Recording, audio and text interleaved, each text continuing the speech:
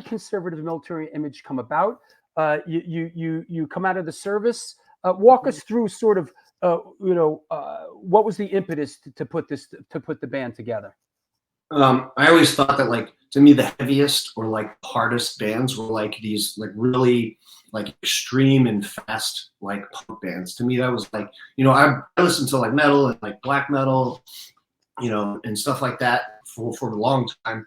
And yeah, that's extreme. But for me, it was like these like bomb of energy where you just see four dudes just thrashing hard and some poor guy just like screaming. It was just like the songs were like 40, 50 seconds. To me, that was always like the hardest and heaviest thing. So, it was also the easiest to play. So like kind of use it, going off of that idea. I was like, okay, I think I'm going to, I got, some spare time. I was like, I'm gonna, fuck around and see what we could do. So I actually bought a guitar and like taught myself like how to play guitar properly. So I did not really know how to play guitar before I started the band. So I was like, all right, write some songs or whatever like that. And in the original inception of the band, like I was just going to play bass. Like I was looking for a singer, essentially, because I was like, there's no way I could sing. Like no way. Like I don't have that voice. Like I can't. So singing wasn't even on the agenda. Not at first. No, I was just going to be a bass player, and I was like looking for the band. And then like it was, long story short, after like 2 years or something of like trying to find people or somebody would do it, I kind of was just like waiting around and man, nothing's happening. I was like, I went to a practice space when like I yelled into a microphone by myself, and I was like, and recorded it, and I was like, played it back, and I was like, man, that doesn't suck. I was like, it's not good, but it doesn't suck. And I was like, you know what? Screw it. I'm gonna sing. And so literally the first time I ever like intentionally like screamed into a microphone was like when I pressed record to do the demo. Yeah, go on. I'm sorry. So like, I could only do like a song or 2 songs at a time before I completely lost my voice. So like going through that over. Oh, you too? Yeah. Well, yeah. I mean, your voice is an instrument, so I had to learn how to kind of do that.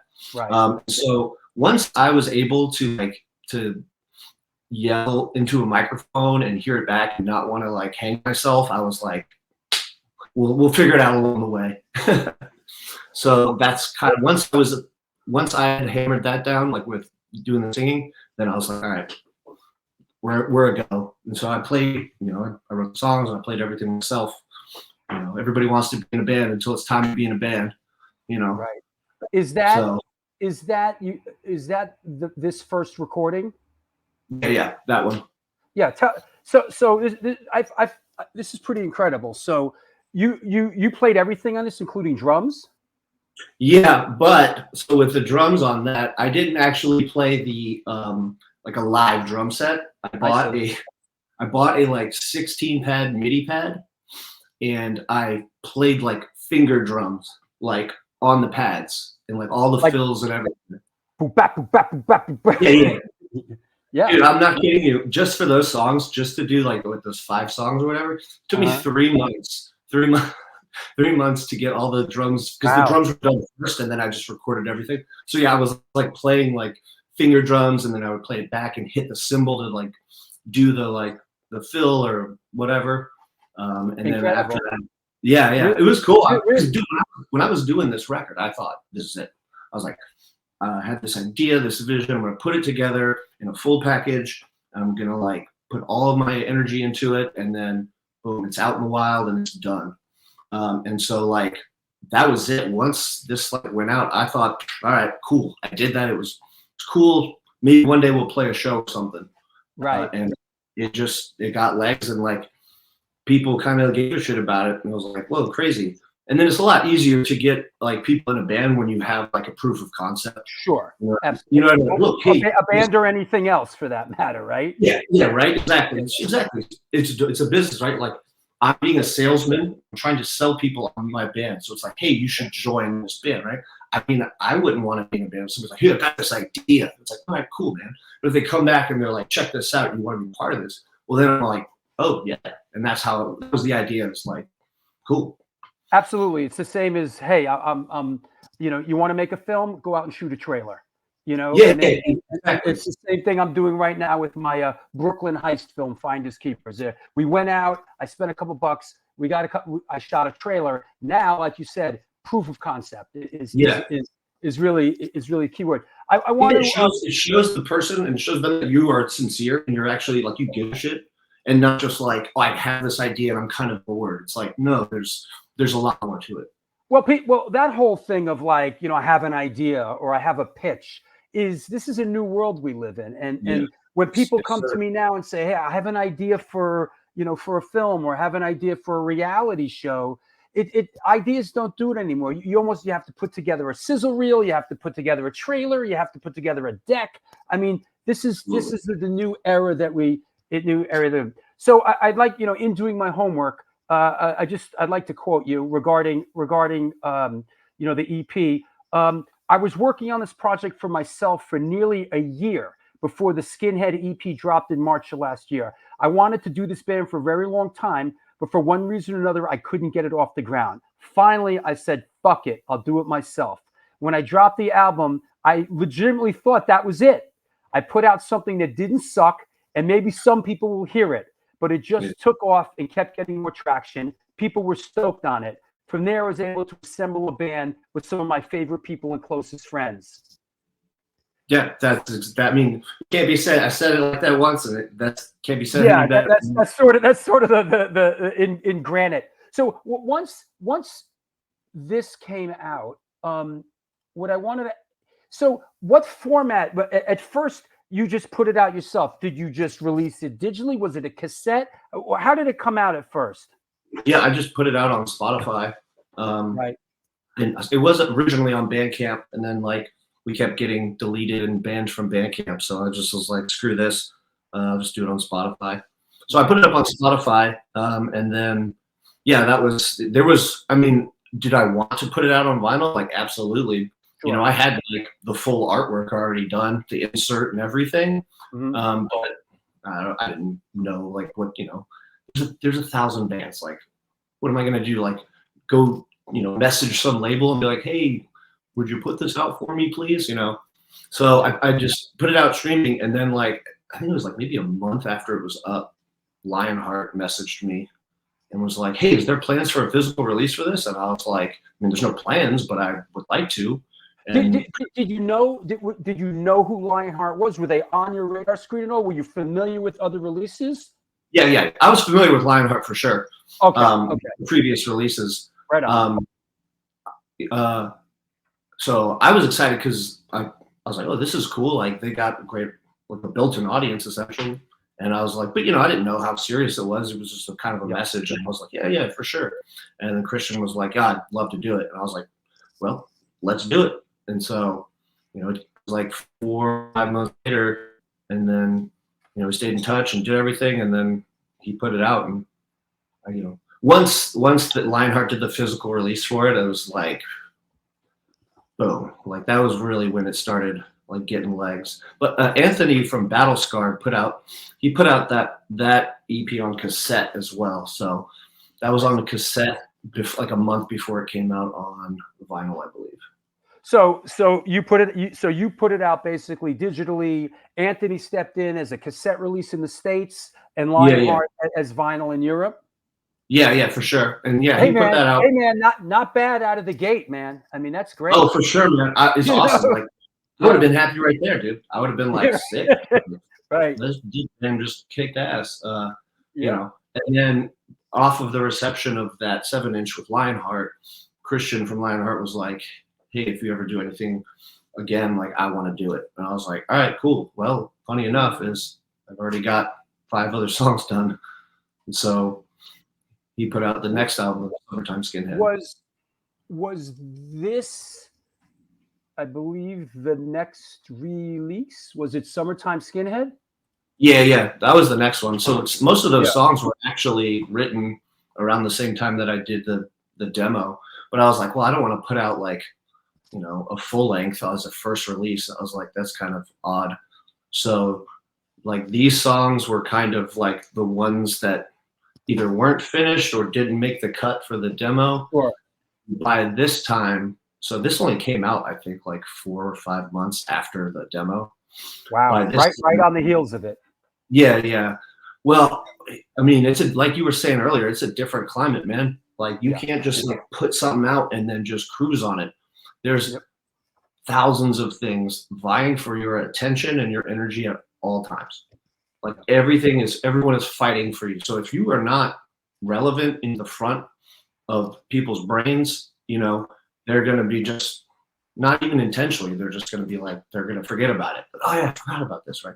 So the idea was to constantly have this cycle of like trickling material. So that way it's like, oh, you forgot about us. It's only been 2 months. Here's something else. And so that was the idea. I think, you guys have absolutely, executed that ethos of like, new song, new EP, constantly. It's not like it's fun too, man. let's wait a year for the next fucking thing, Yeah, absolutely. Like it's fun to like, constantly have this like, oh crap, like one of these I love, oh, another song, like it's fun for me at least. And also like it's kind of a nod to like, and the singles that bands used to put out.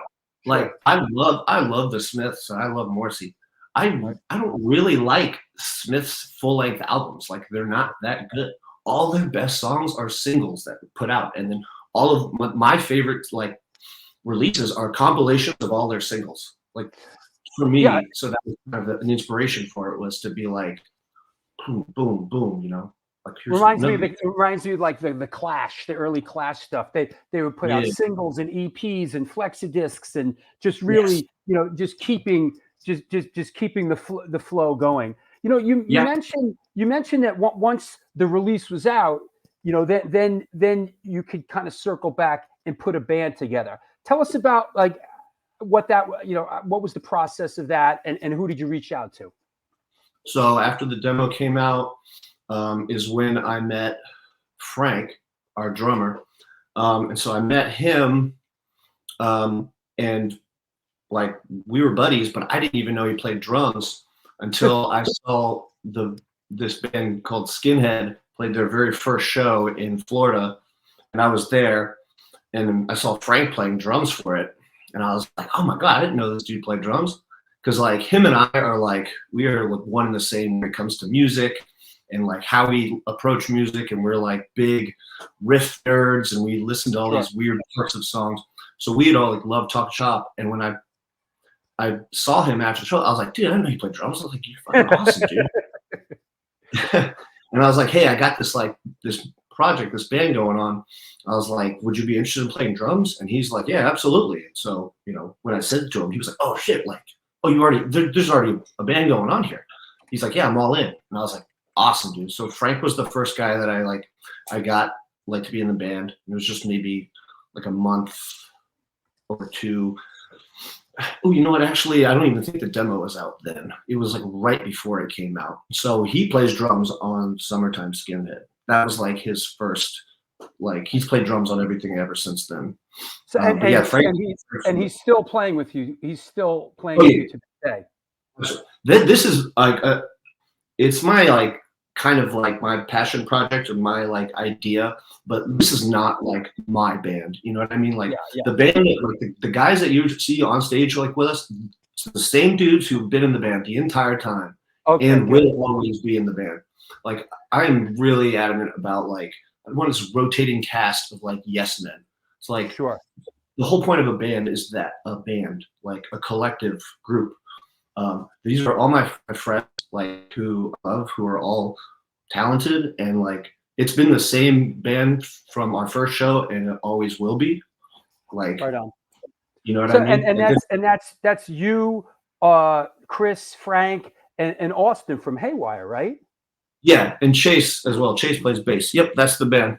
So, I collected essentially like one at a time, recruited them. Like after Frank and I were together, then Chase was like, hey, he came up to me in the show and he was like, you need somebody to play bass? And I was like, actually, I do. And I was like, if you're serious about it. And then he had the equipment. And he was like, yeah, I'm in. I was like, my man. I was like, you got the gig.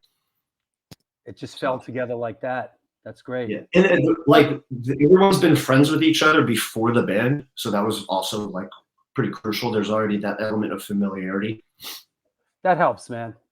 Yeah. You know, I'm in a band. I'm in a band now. I'm a couple years older than you, but everybody in the band, we're friends. We're friends, and at this stage of the game, to be in a band with a bunch of people that you don't mind being in a van with, and that you consider friends, as opposed to whatever other situation, really makes playing music at this stage of the game, for me at my age, really enjoyable once again, like it was when I was a young person. And that bond is important, man. I agree. I say this to everybody, dude. If you're not having fun, what are you doing it for, man?